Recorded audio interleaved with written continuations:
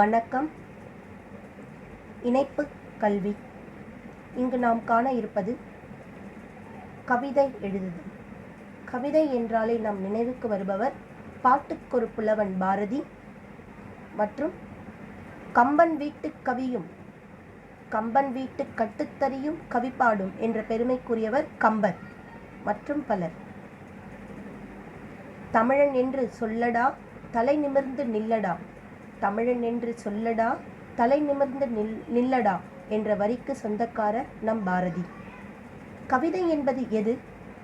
கலைகளின் உச்சம் கவிதை என்பர். கலைகளின் உச்சம் கவிதை என்பர்.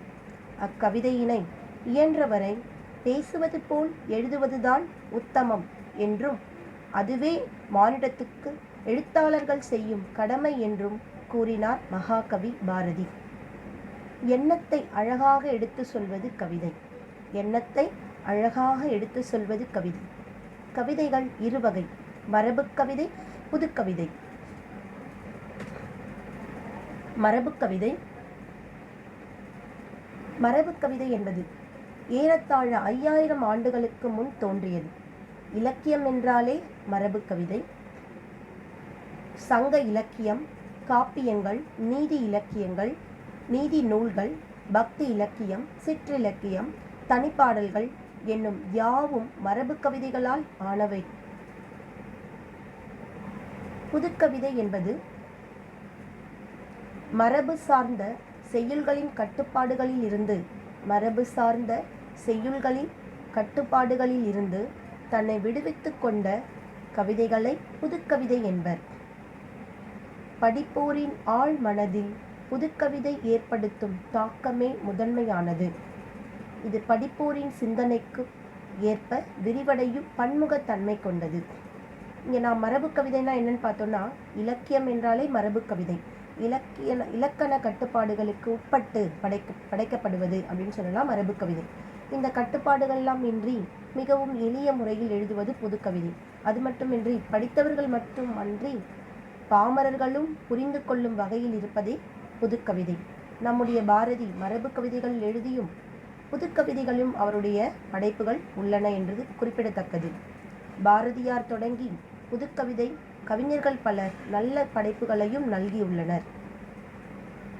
இந்த புதுக்கவிதை என்பது கல்வி பயிலும் மாணவர்கள் உட்பட பலரும் எளிதில் எழுதுவதாக புதுக்கவிதை விளங்குகிறது.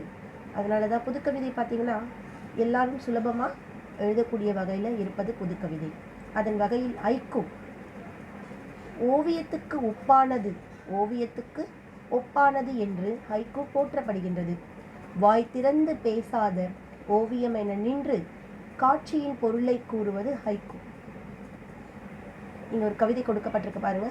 விழுந்த மலர் கிழக்கி திரும்புகிறது, விழுந்த மலர் கிழக்கி திரும்புகிறது, அடடா வண்ணத்து பூச்சி, அடடா வண்ணத்து பூச்சி. இதன் பொருள் என்னன்னு பாருங்க.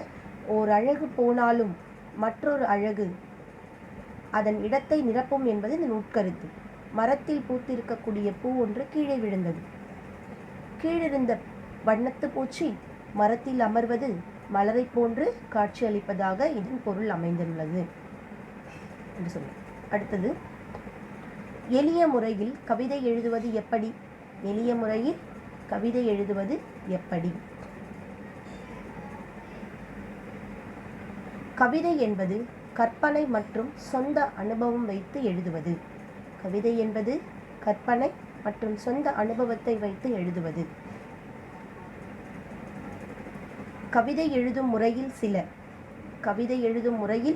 சில இங்கு நாம் பார்க்கவிருக்கிறோம். அகர வரிசை பயன்படுத்தி எழுதுதல். அகர வரிசை என்றால் ஆ முதல் ஔ வரை, இது உயிரெழுத்துக்கு. இதே பார்த்தீங்கன்னா உயிர்மை எழுத்துக்கள்லையும் பார்த்தீங்கன்னா ககர வரிசை, தகர வரிசை, அது போன்று பகர வரிசை, அது போன்று சொல்லக்கூடியதை நாம் பயன்படுத்தி எழுதலாம். அடுத்து எண்ணு பெயர் வரிசையில் எழுதுதல். எண்ணு பெயர் என்றால் என்ன? 1, 2, 3 என்று நாம் வரிசைப்படுத்தி எழுதுவோம் இல்லையா எண்களை, அது எண்ணு பெயர், அதில் எழுதுதல். அடுத்தது மோனை பயன்படுத்தி எழுதுதல். மோனை என்றால் என்ன? முதல் எழுத்து ஒன்று போல் வருவதை மோனை என்போம். முதல் எழுத்து ஃபர்ஸ்ட் லெட்டர் அப்படின்னு சொல்லக்கூடிய முதல் எழுத்து ஒன்று போல் வருவதை மோனை என்போம். எதுகை என்றால் கை ஞாபகம் வச்சுக்கோங்க. கை என்றால் 2 இருக்கு இல்லையா, நமக்கு கைகள் 2. அதுபோன்று இரண்டாம் எழுத்து ஒன்றி வருவது, இரண்டாம் எழுத்து ஒன்று போல் வருவது எதுகை. எதுகை பயன்படுத்தி எழுதுதல். அடுத்து இயைபு. இயைபு என்றால் இறுதி. இயைபு என்றால் இறுதி. இறுதியில் ஒரே மாதிரியான அமைவது இயைபு. இயைபு பயன்படுத்தி எழுதுதல். அடுத்தது பார்த்திங்கன்னா முரண் பயன்படுத்தி எழுதுதல். முரண் சொல் என்றால் என்னென்னு பார்த்திங்கன்னா எதிர் சொல்லாக அமையும். காலை மாலை, பள்ளம் மேடு, இரவு பகல், இது போன்ற கவிதைகளில் முரண் சொற்கள் எதிர் சொற்களாக அமைந்து வருதலும் உண்டு, எழுதுவதும் உண்டு. எப்படின்னு பார்த்தோம்னா கவிதை எழுதும் முறையில் சிலர் அகரவரிசை பயன்படுத்துதல், எண்ணு பெயர் பயன்படுத்துதல், மோனை பயன்படுத்துதல், எதுகை, இயைபு, முரண், இது போன்று சிலவற்றை எதுகையில் மோனை கவிதைகளில் பயன்படுத்துதல். கவிதைகள். இங்கு பாரதியின் கவிதை. அச்சமில்லை அச்சமில்லை அச்சமென்பதில்லையே, இச்சகத்துள்ளோரெல்லாம் எதிர்த்து நின்ற போதிலும் அச்சமில்லை அச்சமில்லை அச்சமென்பதில்லையே, துச்சமாக நம்மை எண்ணி தூறு செய்த போதிலும் துச்சமாக எண்ணி நம்மை தூறு செய்த போதிலும். அவருடைய எழுச்சி மிகு கவிதை இல்லையா, இது வீரமான கவிதை. அடுத்தும் ஒரு கவிதை.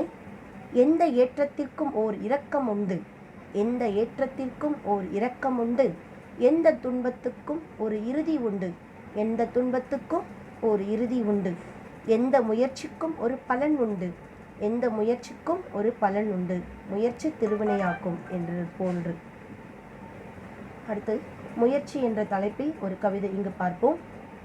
முயற்சி எழுவது பயிற்சி, முயற்சியில் எழுவது பயிற்சி, பயிற்சியில் வருவது அயற்சி, பயிற்சியில் வருவது அயற்சி. அயற்சி என்றால் சோர்வு.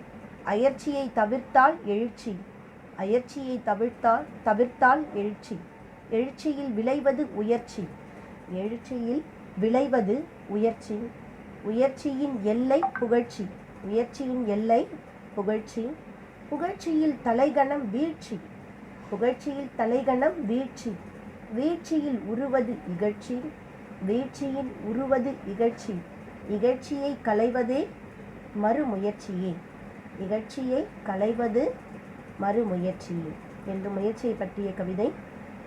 அடுத்து கல்வி. கல்வி என்ற தலைப்பில் நாம் பார்க்க போகிறோம். கல்வி.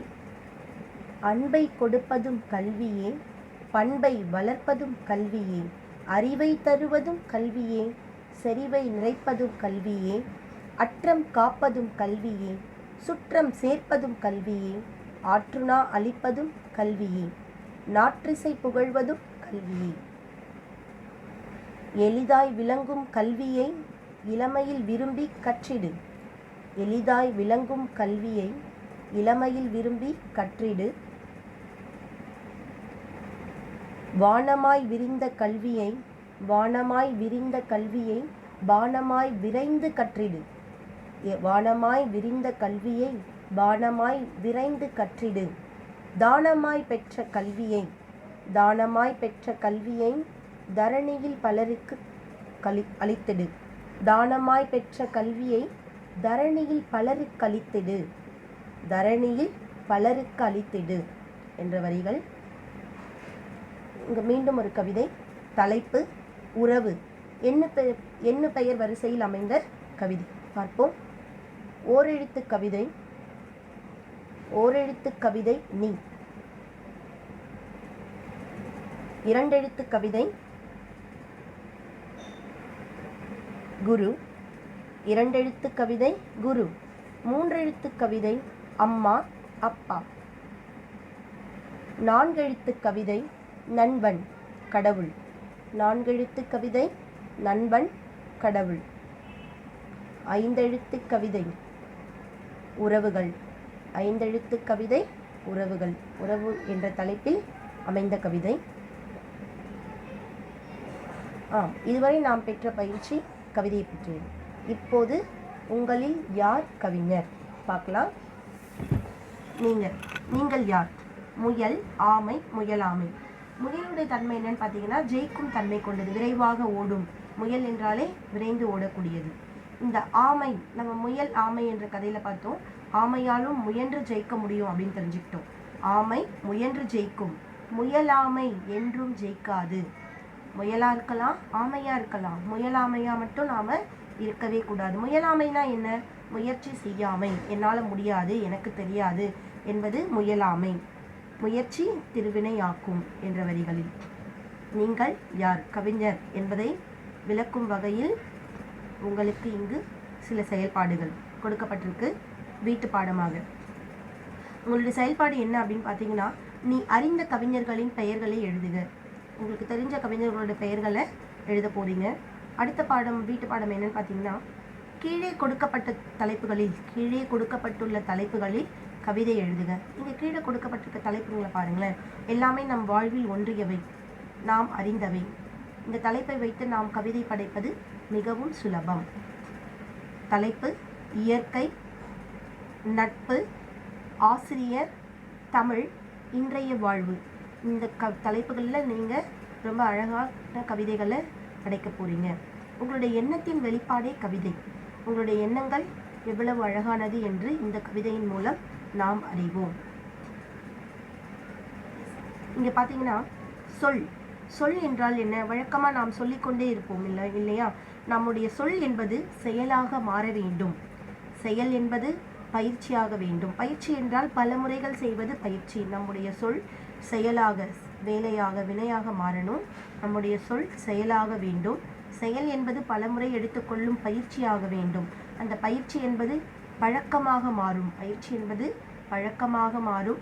அந்த பழக்கமே நம் வாழ்வின் வழக்கமாக மாறிவிடும். அந்த பழக்கம் நம் வாழ்வின் வழக்கமாக மாறும். அந்த வழக்கம் நம் வாழ்வை சிறப்படைய செய்யும். நன்றி.